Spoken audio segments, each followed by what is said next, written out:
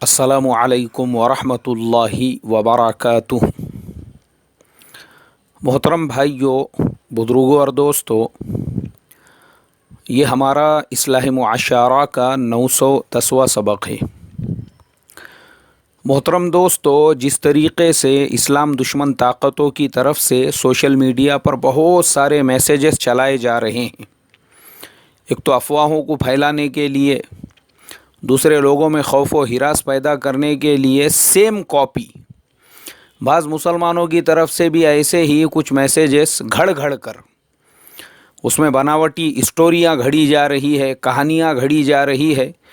और वो मैसेजेस अफसोस इसलिए हो रहा है, अक्लमंदों के, होशियारों के, पढ़े लिखों के ग्रुप में भी वैसी मन घड़त कहानियाँ गर्दिश कर रही है। अब उसकी एक ज़िंदा मिसाल, एक मैसेज पिछले 3 दिनों से मैंने हर ग्रुप में 2-2, 3-3 मरतबा देखा हूँ। कोई साहब, ना उनका नाम लिखा है, ना पता लिखा है, ना एड्रेस लिखा है, कुछ मालूम नहीं है। एक फ़र्ज़ी साहब बोले मुझे गुजरात का सफ़र करने का था, तो मैं मुंबई के साइन पहुंच गया। बस वाले ने इनको साइन छोड़ दिया। अच्छा, अब साइन उतरने के बाद में इनको साइन से दादर जाना है और सुबह में 10 बजे का वक्त है। वैसे वक्त के अंदर हज़रत को कोई सवारी वहाँ पे नहीं मिल रही है, लोकल वगैरह, तो हज़रत ने एक टैक्सी कर ली है। और टैक्सी करने के बाद में 3 किलोमीटर के सफ़र के लिए टैक्सी वाले ने जनाब को जो है 15 किलोमीटर लेके चला गया। यार, फालतू की स्टोरियाँ घड़ने का, लोगों के अंदर जो है खौफ व हिरास पैदा करने के लिए। और फिर आप बता रहे हैं, बोले वो टैक्सी वाले ने मुझसे ये कहा कि आपको जो है बस वाले ने बहुत पहले छोड़ दिया था, इसलिए मैं जो है अब आपको लेकर जा रहा हूं। अभी तक आपका 1600-1800 का कुछ बिल हो चुका है, जब 3000 का पूरा हो जाएगा वहाँ पे ले जाके मैं आपको छोड़ूंगा। यार, क्या हमको क्या बच्चा समझे क्या हज़रत आपने?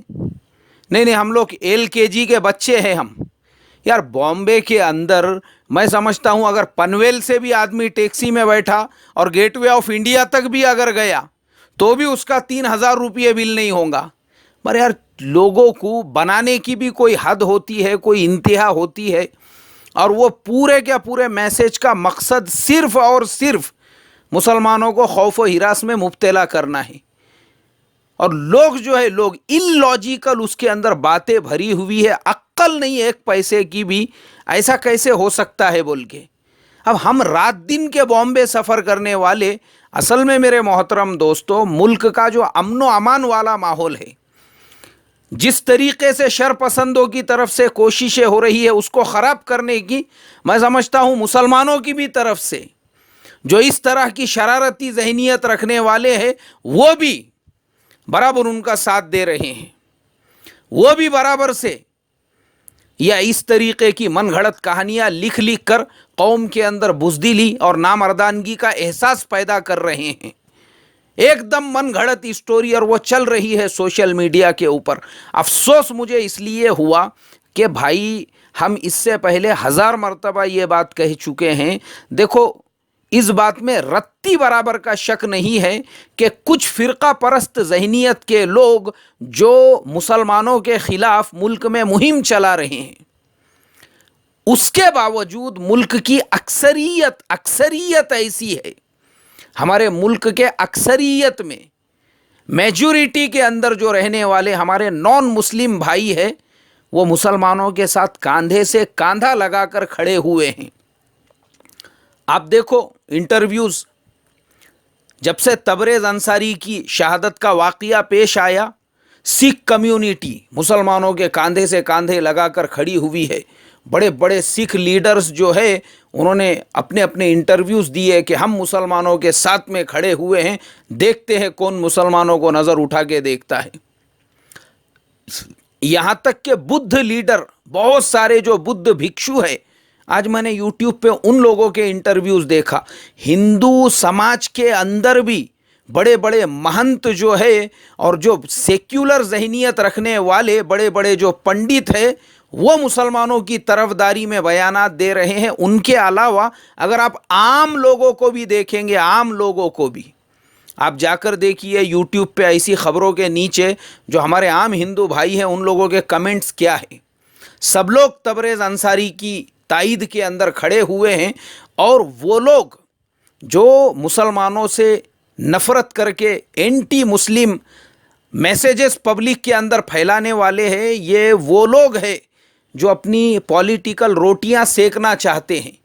अभी जैसे जिस इंसान ने तबरेज़ अंसारी को शहीद किया, आप देखो उसकी तस्वीरें वगैरह, उसके सोशल मीडिया अकाउंट को अगर आप देखेंगे आपको ख़ुद पता चलेगा उसका ताल्लुक़ जो है किसी पार्टी से था, वो एरिया का लीडर था, और वो आगे चल के उसकी और प्लानिंग होंगी कि मैं अपना वर्चस्व, अपना वज़न ये पूरे इलाके के अंदर किस तरीके से कायम करूं, और उसको कायम करने के लिए जहाँ जहाँ पर भी ये वाक़यात पेश आ रहे हैं या ऐसे लोगों की तरफ से। वरना मेरे मोहतरम दोस्तों, हमारा जो मुल्क है ये राम रहीम का मुल्क है, ये गंगा और जमुना का मुल्क है।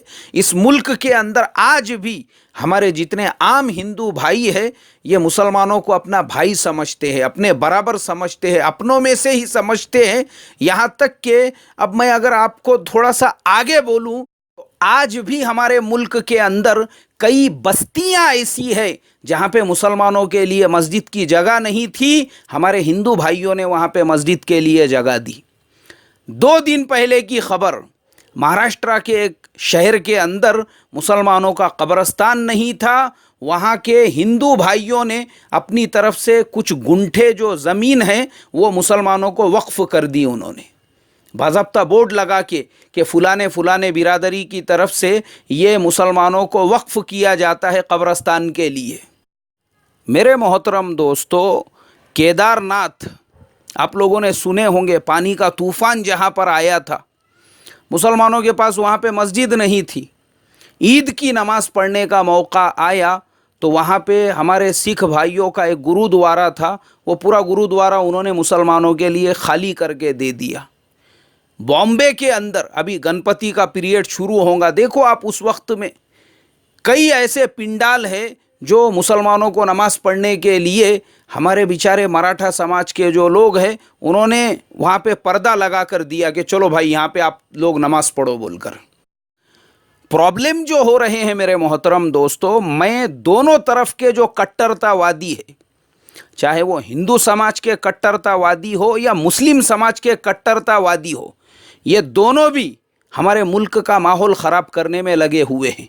जहाँ पे वो नफ़रत फैलाने वाले मैसेजेस चला रहे हैं, हमारी कौम के भी लोग इस तरीक़े के मैसेज घड़ घड़ के, साला बॉम्बे जैसा शहर, और दिन दिवाले हज़रत ने एक स्टोरी घड़ दी है, जबकि मैं वो इंसान हूँ 5 साल तक हफ्ते में 1 मरतबा कम से कम मैं बॉम्बे का सफ़र ज़रूर किया करता था, और वो भी रात के वक्त में 5 साल तक किया मैंने। मुझे कभी ऐसा वाक़या पेश नहीं आया। हालांकि मैं आपको मेरे सफ़रों की अगर कारगुजारी सुनाऊंगा, हंसेंगे आप लोग सुन सुनकर मेरे साथ में कैसे कैसे वाक़यात पेश आए। हमारे पूना रेलवे स्टेशन के सामने से बहुत सारी गाड़ियां चलती है, वो मुंबई इंटरनेशनल एयरपोर्ट ले जाकर छोड़ते हैं। अब मेरा अक्सर मामूल यही था, वैसी किसी गाड़ी के अंदर सवार हो गए, एयरपोर्ट तक चले गए। अब एक मर्तबा मैं एक इनोवा गाड़ी के अंदर, लोग रास्ते में उतरते गए, मुंबई हम पहुंच गए। वेस्टर्न हाईवे जहां से एयरपोर्ट के लिए पलटते हैं, भाई साहब ने साइड में ले लिए गाड़ी, रात के 3:30 बज रहे हैं। मैं बोला भाई एयरपोर्ट? बोले नहीं, यहाँ से मैं एयरपोर्ट वालों को यहीं तक छोड़ते हैं। मैंने कहा नया समझ रहा क्या मुझे, ये रोज़ का आना जाना है मेरा, एयरपोर्ट पे छोड़। मैं बोला सीधा ले जाकर। मैंने फ़ौरन अपना फ़ोन निकाला और 100 नंबर पे कॉल करके पुलिस को इत्तला दी। मैंने कहा साहेब टॅक्सी केली होती पुण्यातून इंटरनॅशनल एअरपोर्टसाठी आणि इथे वेस्टर्न हायवेवरती मला सोडत आहेत आणि बोलत आहेत की मी इंटरनॅशनल एअरपोर्टपर्यंत नाही पोहोचू शकतो। वो पुलिस वाले ने, जिसको मैंने कॉल किया 100 नंबर पे, उसने बोला फ़ोन द्या त्याला, मी बोलतो त्याच्याशी। उसने फ़ोन दिया उसके पास। काय रे बोले, मस्ती आली क्या तुम्हा लोकांना, सोड बोले त्यांना एयरपोर्टपर्यंत। मैं आवाज़ सुन रहा हूँ। उसके बाद में वो ड्राइवर ने बोला यार बोले भाई मेरा थोड़ा सा एक अशद तकाज़ा है। लगा तो मैं तुमको 50 रुपये देता हूँ, यहाँ से तुम रिक्शे में चले जाओ वहाँ तक, मुझे अर्जेंट है बोले थोड़ा सा। मैं बोला तू अगर पहले ही मोहब्बत से मुझे ये बोल देता था बात ख़त्म हो गई थी, लेकिन यार मेरे साथ में रेटा राटी, नहीं नहीं हम लोग पैसेंजर को यहीं पे छोड़ते हैं। यार तेरे को लगा क्या मैं क्या अलीबाग से आया हुआ दिख रहा हूँ तेरे को? चल ठीक है, मैं बोला कोई बात नहीं है, मैं चले जाता मेरे हिसाब से। मेरे मोहतरम दोस्तों, मैं कितने वाक़ियात सुनाऊँ आपको, रात में 3-3, 4-4 बजे के वाक़ियात। इत्तेफाक से रात में मुझे, और अक्सर मेरे सफ़र रात में ही होते थे, रात में मुझे एक मरतबा मुंबई से वापस आना है, मेरे पास में पैसे है और पैसे भी काय में है, किसी बैग में नहीं है, कैरी बैग के अंदर है। अल्लाह माफ़ करे मेरे मोहतरम दोस्तों, मैं गाड़ी की तलाश में अंधेरी रेलवे स्टेशन पहुंच गया। पता चला कि अब लोकल बंद हो गई। इन्ना लिल्लाहि व इन्ना इलैहि राजिऊन। स्टेशन से मैं बाहर निकला, बाहर निकल के जाने लगा रोड की तरफ के वहाँ से कोई टैक्सी वगैरह मिलेंगी तो मैं किसी तरीके से जो है दादर वगैरह पहुँच जाऊँ। अब मैं जैसे ही अंधेरे की तरफ बढ़ा, पीछे से फ़ौरन एक पुलिस वाला भागते हुए आया। ओ भाऊ थांबा थांबा थांबा। रुक गया मैं वहाँ पर। मैं बोला काय साहेब, इकडे या बोले तुम्ही माझे सोबत। वो मुझे अपने साथ में लेके गया वापस रेलवे स्टेशन। मैं बोला बोला ना। अरे बोले तुम्ही कुठे जात आहेत? उसने मुझे बोला रात के अभी 2 बज रहे हैं, रोड पे किधर जा रहे आप? मैं बोला यार मैं टॅक्सी देखने के लिए। अरे बोले कसली टॅक्सी, आता कुठे तुम्हाला टॅक्सी भेटणार, बसा इथे। आपको सुन के हैरत होंगी मेरे मोहतरम दोस्तों, मेरे पास में पैसे है और मैं पुलिस चौकी के अंदर बैठा हुआ हूँ। उस बेचारे ने पहला सवाल ये किया, तुमचा जेवण झाला का, खाना हुआ क्या बोले तुम्हारा? मैं बोला नहीं साहेब, मी थोड़ा सर का।